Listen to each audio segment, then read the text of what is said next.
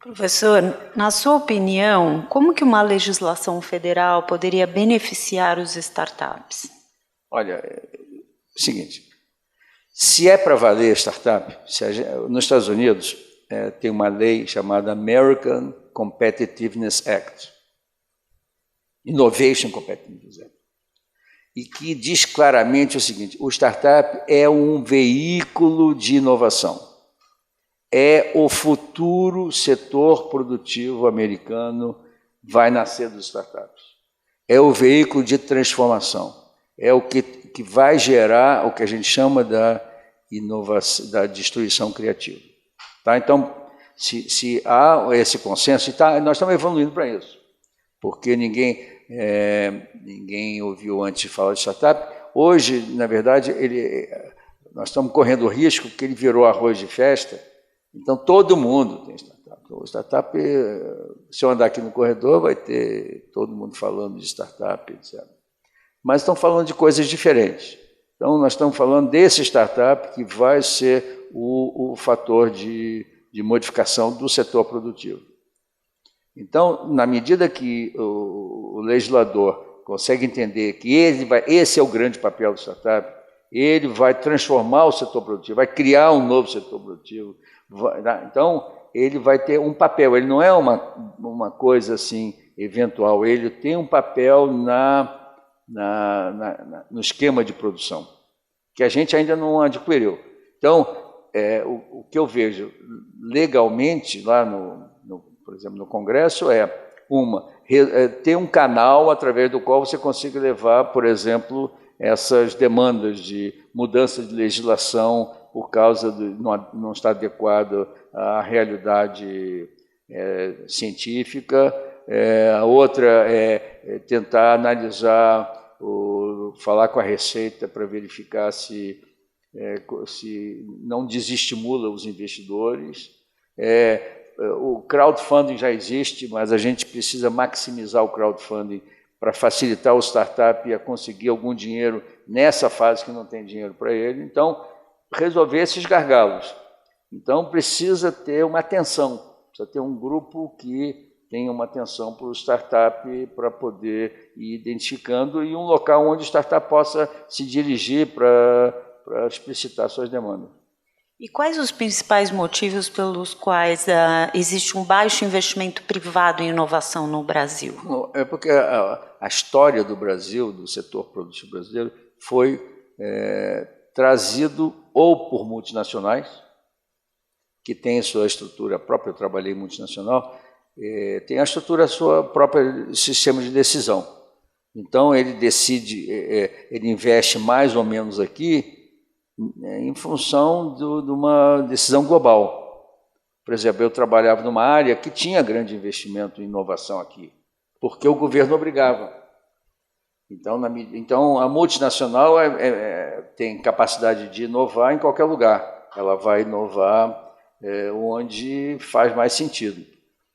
Então, o setor, mas a multinacional não é o atrativo do nosso startup, porque nós não temos hoje uma tradição de startup para competir com outros países. Então, a multinacional não vai ser aquela que vai comprar o nosso startup, ou vai fazer uma parceria, eventualmente, com o nosso startup, exceto em casos muito especiais. Por exemplo, usar a biodiversidade brasileira ou o agronegócio brasileiro, que é líder mundial. Ainda é líder, porque agora com os chineses indo para a África, certamente nós vamos ter um grande competidor. Então, a multinacional não é o caminho. As nacionais sempre foram dependentes do estrangeiro na sua produção. Nunca foi. A nossa produção não é baseada na pesquisa nossa. A nossa produção é baseada numa transferência de tecnologia de fora.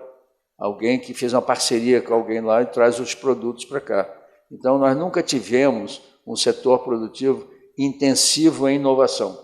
Então, naturalmente, agora isso acontece só em casos excepcionais. Natura, eventualmente o papel celulose faz alguma coisa. Então, poucos setores são brasileiros, no capital nacional, que são incentivos em em inovação. A gente sabe que para estimular esse ecossistema não é apenas pela via jurídica que ela pode ser feita, né? Existe uma série de outros fatores que acabam facilitando ou promovendo a criação de um ambiente inovador. Nesse caso, tem um novo marco legal em relação às startups que está sendo discutido, foi submetido inclusive à consulta pública. O senhor entende que essa legislação, de alguma forma, ela vem a sanar algumas dessas dificuldades que o senhor citou no início da sua apresentação? Olha, o marco legal ele tem muito a ver com o estágio inicial, quer dizer, do relacionamento do setor público com o startup na fase inicial, né? Permitir que o startup possa usar É que é o seguinte, sim, o marco legal é muito melhor, só que, tem um só que, na hora que o startup, ele pode usar a infraestrutura pública, mas só que ele for usar, a infraestrutura pública diz assim, então, você usa, mas eu quero a propriedade intelectual. Você pode, não sei o que, mas você pode ter participação acionária no startup, a estrutura pública. Só que tem um outro problema na estrutura pública que impede ela de exercer, ter participação acionária. Então, ele resolveu conceitualmente, mas na prática ele não consegue ser implementado porque existem outros fatores, outras barreiras. Além do mais, num ambiente como a universidade, existe uma cautela muito grande por parte da estrutura jurídica. Então, o homem público fica à mercê de, eventualmente, no futuro, ser chamado para responder por coisas que aconteceram muitos anos atrás. Então, ele fica com medo. Então, não existe esse ambiente natural de poder fazer isso. Então, eu acho que o melhor caminho aqui é o seguinte, o startup, ele precisa carregar para fora da universidade os avanços que a universidade tem. E depois, ele, sendo bem-sucedido, remunerar de volta a universidade pelo uso desse conceito. Mas não mexer muito na universidade.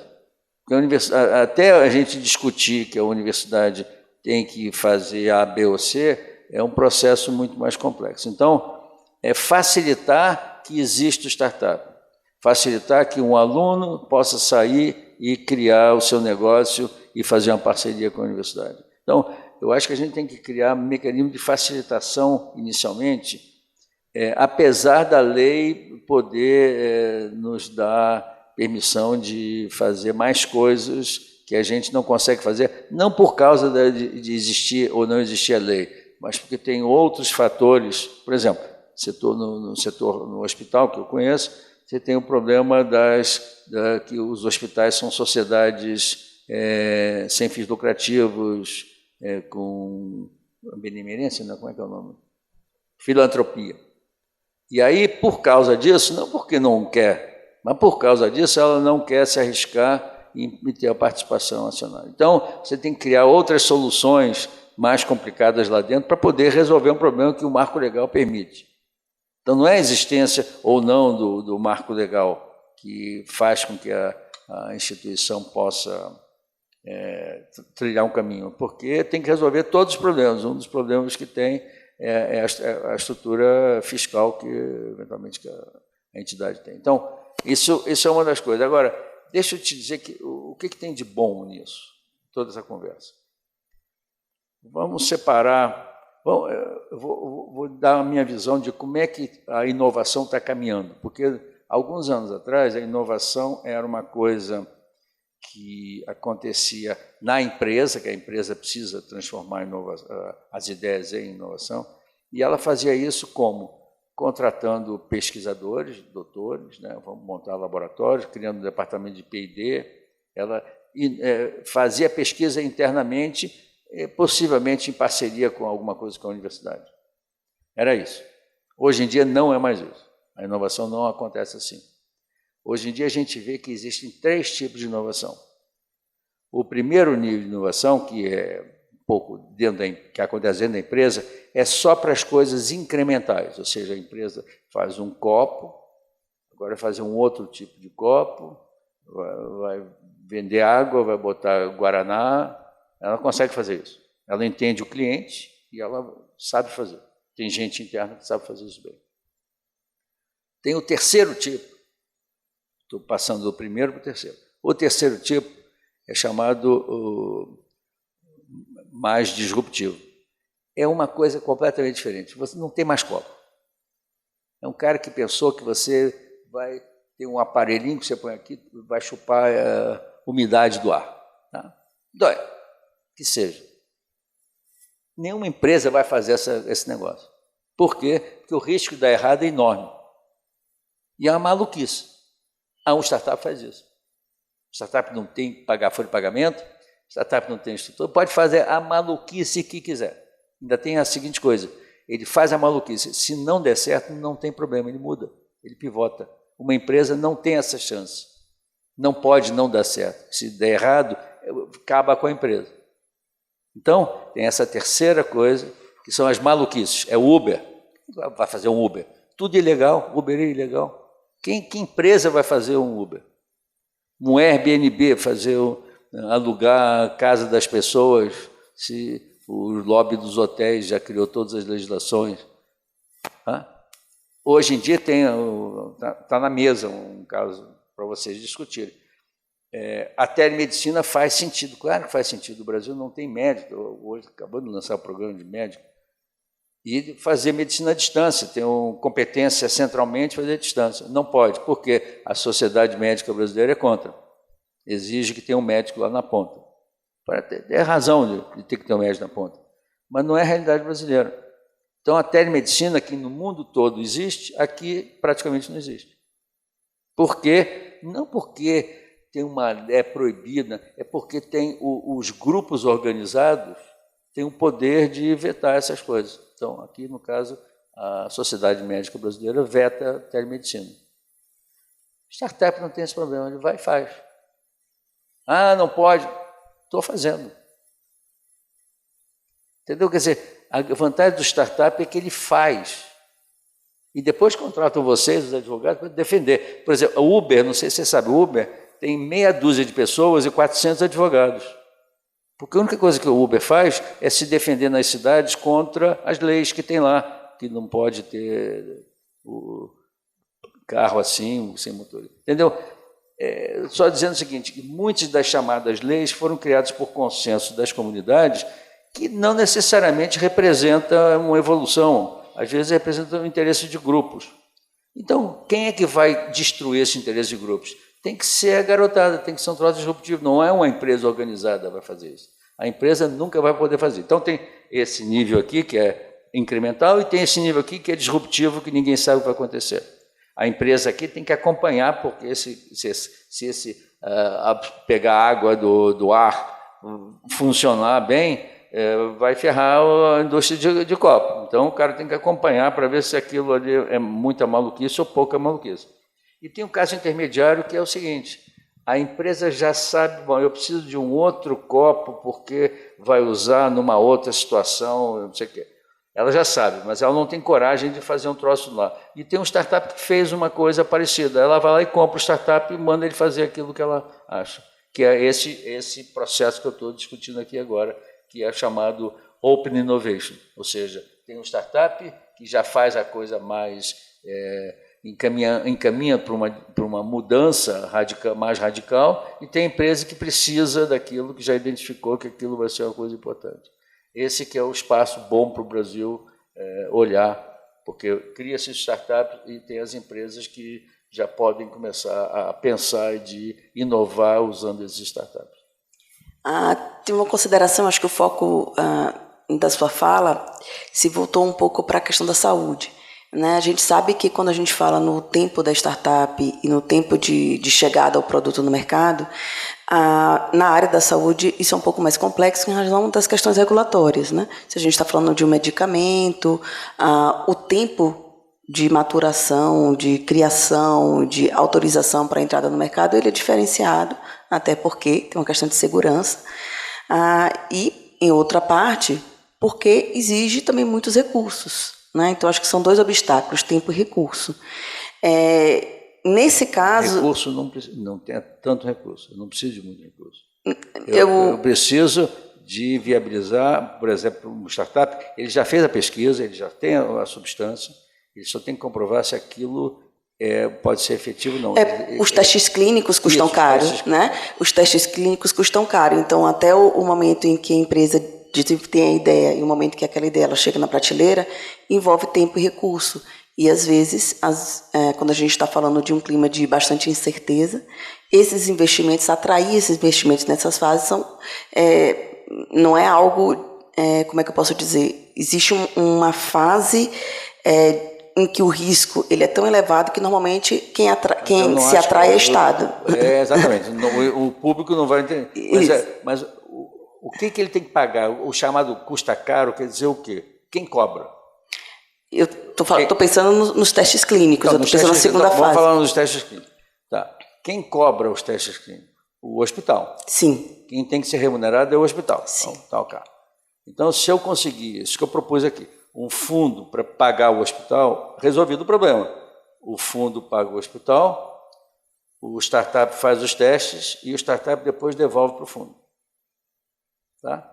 Então, o que eu preciso é alguém que resolva o problema. O problema está... Não, eu preciso que o startup tenha dinheiro para pagar o hospital. Não, Então, aí nós temos juridicamente como é que vai ser a relação desse fundo, que pode ser público, não vai ser privado. A não ser que o Brasil tenha uma vantagem competitiva tão grande que muitos investidores, muita gente acredite nisso. Por exemplo, o agronegócio é diferente. O agronegócio, você pode até ter investidores privados que criem esse fundo para o agronegócio. Tá? Para resolver o problema tá? Então, eu estou dizendo, aí o problema jurídico é a relação do startup com esse fundo, não é mais com o hospital público. Tá? O hospital já foi pago, está todo mundo satisfeito e recebeu o dinheiro dele. Agora sobrou esse problema para resolver. Tá? O ponto é que a gente está tendo a proposição de um marco legal para todas as startups.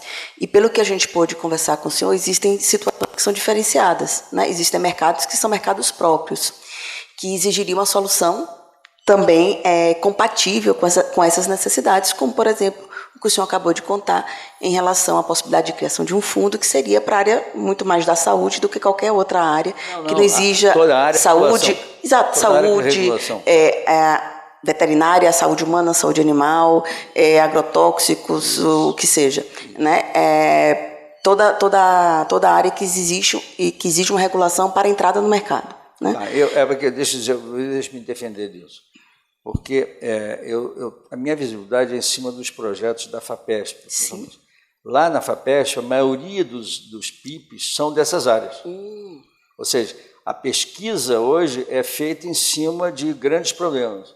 Bom, o agronegócio, a gente entende, o agronegócio precisa, porque o agronegócio é onde o Brasil é mais bem sucedido. Mais competitivo. Então, a saúde precisa porque tem um impacto muito grande. Talvez precisava ter mais projetos na área de educação.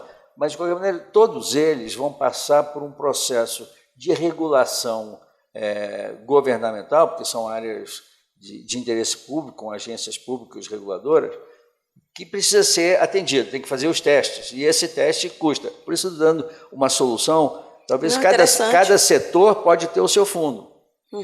O setor agro, pode ser que os empresários privados investam no fundo.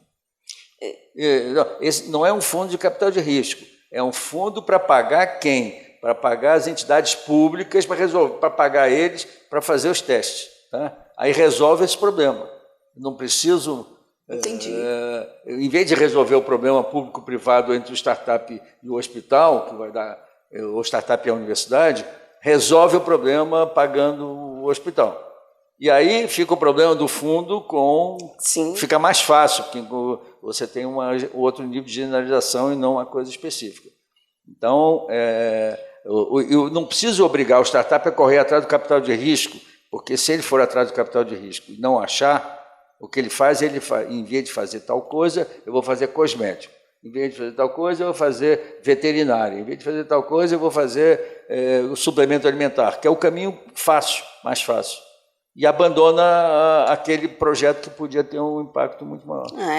Essa solução foi uma solução interessante, né? Acho que existem, eu acho que no ponto da sua fala, só para encerrar aqui minha participação também, André, é que atualmente se discute uma solução para todos os tipos de modelo de negócio, né?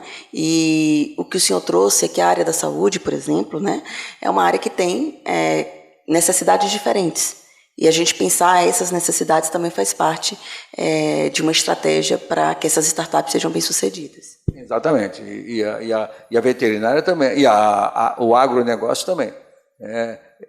Então, porque eu sou influenciado por causa disso, porque lá na FAPESP a maior parte dos projetos são nessas duas áreas, né? Desculpa. Eu ia perguntar sobre o risco, né? Quando a gente fala numa parceria público-privada com as startups, né? Para falar de inovação, a startup, esse objeto, né, da parceria, ele envolve risco. E para o poder público, eu tenho percebido que existe uma certa resistência de contratar com startup ou de celebrar a parceria com a startup.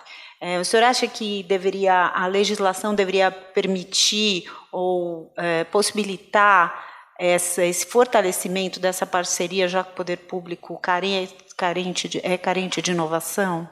Olha, vou dar minha opinião, é claro que é sujeito a todas as críticas.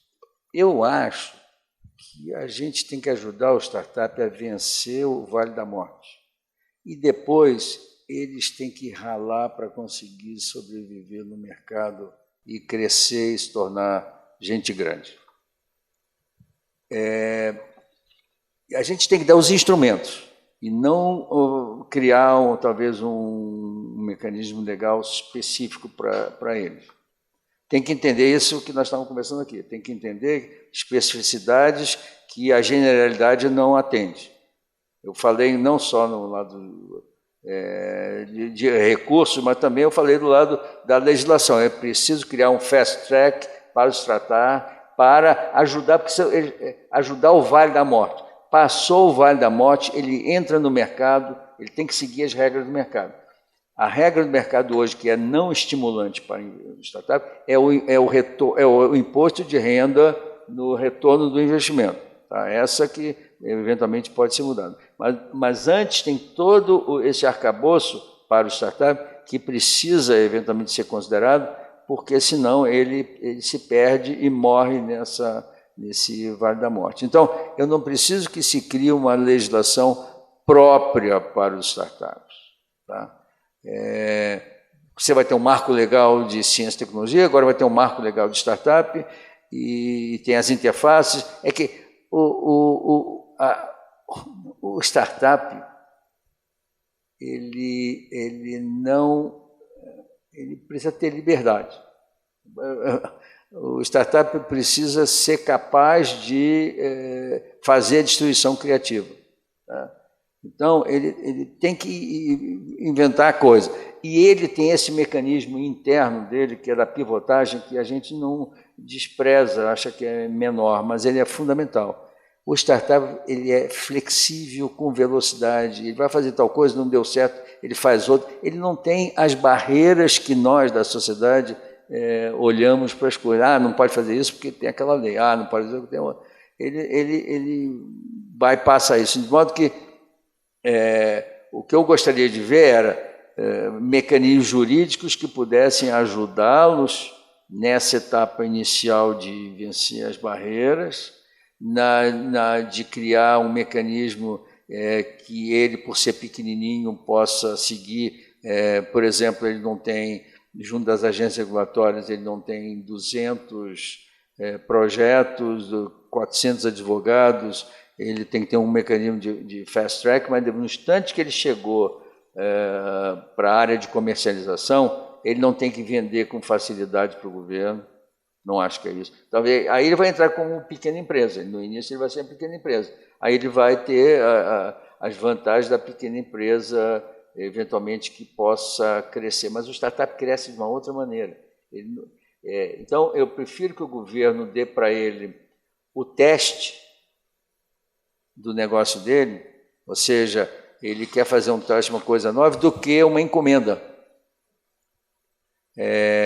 Porque a encomenda na verdade, se eu der uma encomenda no startup, é um dinheiro que ele vai ganhar para fazer aquele projeto de encomenda, que não é necessariamente o projeto que ele vai fazer de vida. Então, lembre-se assim, o startup é um cara que quer fazer uma nova câmera.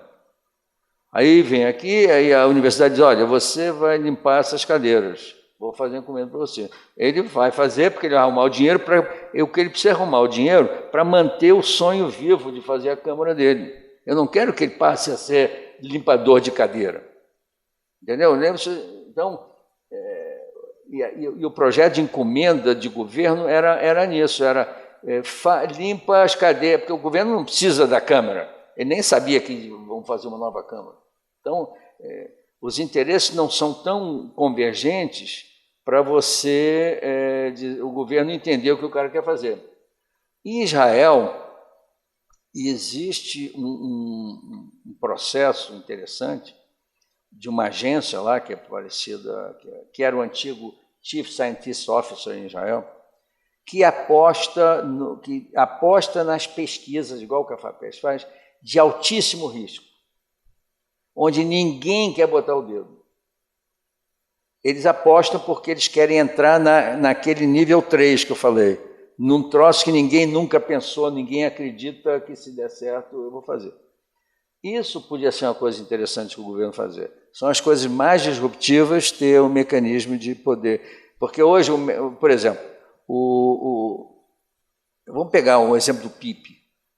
Como é que funciona isso? Eu apresento um projeto, esse projeto é mandado para um sistema de análise de pares. Se eu tiver um troço muito disruptivo, ele vai lá para um pesquisador lá em Ribeirão Preto, o cara vai dizer, loucura isso. Todas essas regras, todas essas leis, a física, tudo é contra isso, não existe, esse troço não existe. Quem é que vai financiar uma coisa dessa? Porque lembre-se que as instituições são tradicionais também, elas têm estruturas tradicionais. Então, nem todo mundo entende as loucuras. Então tem que ter um cara que entenda, é uma loucura, tá legal, eu vou nessa. E não tem esse órgão. Mesmo os mais avançados, que são baseados em ciência, eles não estão atingindo. Pega o Uber. Quem é que botaria dinheiro no Uber? Ninguém, nenhum órgão em sã consciência botaria dinheiro no Uber. O órgão que eu estou dizendo, nem empresa, nem nada disso. E o cara fez. Depois que fez, é fácil. Aí eu vejo, mas então é isso. Eu não quero eu quero até abandonar esse negócio do completamente disruptivo. Então eu não acho que a encomenda aqui ela vai servir muito para o startup. Eu acho a facilitação de fazer os testes, isso que nós já tínhamos conversado, não só no hospital, mas no próprio governo. O governo facilitar o teste daquele projeto para ver se sustenta, mas não para fazer encomenda, é o projeto piloto, né? Apoiar um projeto piloto, mas não para que ele necessariamente seja uma encomenda. Quer dizer, eu não quero entrar na área de encomenda, aí vai entrar numa outra área, 8666, não preciso disso agora. Eu preciso agora, resolver os problemas dos startups. Não. Obrigada, professor. Obrigado, desculpa eu ter falado. Obrigada, professor. O grande objetivo aqui da minha conversa é de mostrar o ponto de vista dos startups, para que o setor jurídico possa entender das limitações, das carências do startup vencer as etapas iniciais. Eu não acho que o startup precisa ter um tratamento especial, mas precisa ser entendido que as estruturas existentes não estão organizadas para atender às necessidades das startups.